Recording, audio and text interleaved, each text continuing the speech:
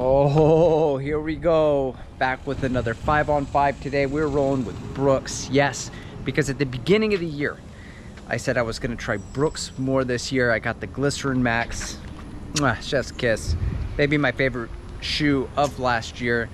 I got this Brooks Hyperion Max 1 off the Supple app for like 25 bucks.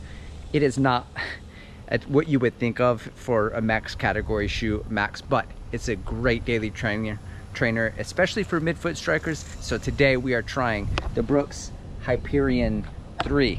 No Max, just the 3. Now, I heard from Andrea of Doctors of Running that the Hyperion Max 1, the updated version of this would be like the Hyperion 2.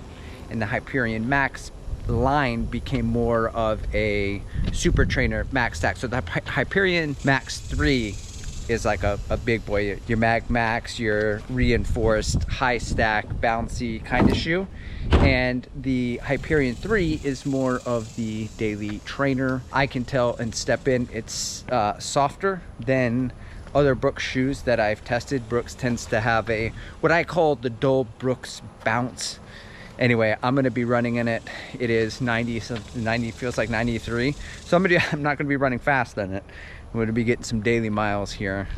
Okay, first mile in, what does it feel like to run in this shoe? First impression, soft. Not recovery soft, but soft relative to other daily trainers. It feels really nice, comfortable, just in like a membrane of softness. I will be interested to see if I picked up the pace, what kind of responsiveness and bounce I get back. Classically, I refer to Brooks as like the dull bounce, but this is not dull, and it's not exactly super exciting like a Nova Blast. It's not pushing me forward, but it's really nice. Now, when I walked in it, walking around, I felt that same sort of softness. And sometimes when you put a shoe on and you start running in it, it's not as soft, or like maybe it's too big. It's a good walking shoe, not a great running shoe. Now, the colorways, I don't know if I'd want to be seen in public in this shoe, but it's a good walker and it's a good runner. That's my point. What the hell am I talking about? Anyway, from a foot strike perspective, the Hyperion Max 1 was very midfoot friendly in the geometry, and this maintains that sort of midfoot friendly vibe. I usually get my shoe recs from Andrea of Doctors of Running, and that's where I got my Hyperion Max 1 recommendation. I would venture a guess that she's gonna like this shoe as well. All right, first mile, 8:03. That's about as fast as I'm gonna run in 90 whatever degree weather it is, with the dew point of 73. So I'm not gonna take the shoe through the paces. All right, on mile 2, the shoe that this reminds me the most of is the Nike Pegasus Plus. I know it's like a tempo day shoe. Feels like a daily trainer, like a speedy daily trainer that can pick up the pace and you can run tempo in it. Versus like the Evo SL, some people use that for daily training. That one, the difference between those two shoes, I feel like the Evo SL is very aggressive. The geometry of it, the bounce, it like pushes me forward. I can run easy in it, I just have to really be mindful of my form. So I prefer the Pegasus Plus to the Evo SL for most of my runs, because yeah, I can run steezy, I can pick up the pace in it, but I'm also more in control of the shoe. The Hyperion 3 from Brooks, similar to the Peg Plus, I'm in control of the shoe, but it's lightweight enough and it's bouncy enough that if I get going down a hill and pick up my legs, all of a sudden I'm 30 seconds off marathon pace. I can get into the gray zone pretty quick. By the way, guys, I bought the shoe with my own damn money. Brooks didn't send me the shoe. Brooks has never sent me a shoe. Most companies don't send me shoes. So I paid full retail price, running warehouse. I think it was $140. Talk about upper fit.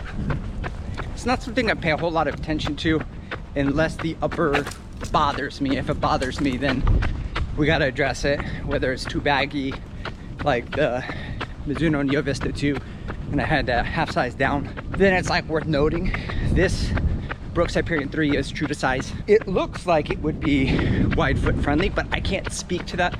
I don't want to go on the record. I don't have wide feet. Compared to other shoes, like I just ran in the Mizuno Wave Sky 9. It feels like a big man shoe. It feels like the Saucony Triumph, the Gel Nimbus from Asics, that kind of shoe. But it's weird, the upper was very narrow, but the platform was a lot wider. Okay, mile 2, 8:06. Probably still too quick in this heat. I'm gonna burn up, do about 5 miles today in this heat.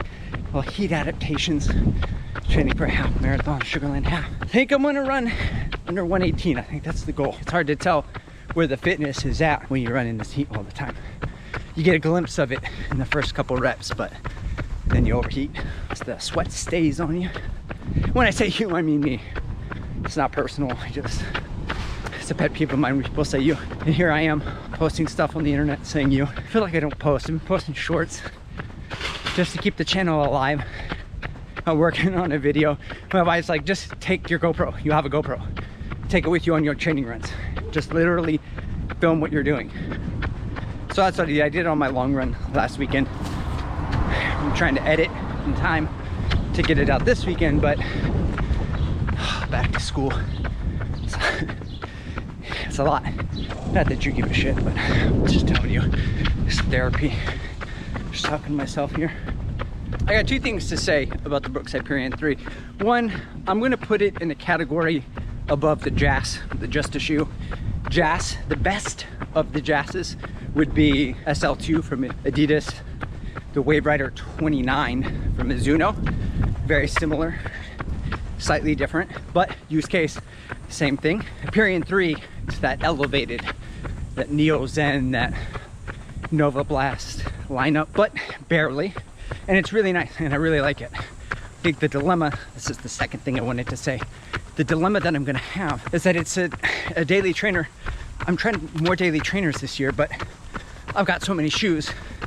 Like, what shoes am I gonna run my daily miles in? I mean, between the SL2, the Wave Rider 29, and this shoe, I mean, I could probably get enough mileage to last me until next August. Am I gonna continue to buy daily trainers? Yeah. Test them out, sure. I guess the problem is for like daily trainers, like, how do you settle on one? They're all very similar. There's usually something kind of nice about one. I don't know where this fits, why you would choose this over a Nova Blast. I need a comparison video if you wanna. Okay, 5 miles in the books in the heat. I'm gonna finish this run at the gym later, do another 4 or 5 miles when it's a little bit safer. Anyway, shoe, you don't give a shit. A shoe, let's talk about it. Hyperion 3, final thoughts on the first impression. Anyway, sorry, what was I saying? Final thoughts on the shoe. Yeah, banger, top tier of daily trainers. If I have this shoe, I know I'm not gonna reach for the SL2. I'm not gonna reach for the Wave Rider 29 because I have it. Now, step and feel, when you start running in it, it's not overwhelming. Like, you're like, yes, this shoe, what a banger. It's subtly very solid of a shoe and with a lot of potential. I'm very excited to take it at faster paces. Not when the weather cools down, because I live in San Antonio. It's like I got 360 days of heat and like 5 days I can PR. So I'm excited. I'm gonna come back at you with what it feels like at faster paces to see how the response is. But so far, so good, Brooks.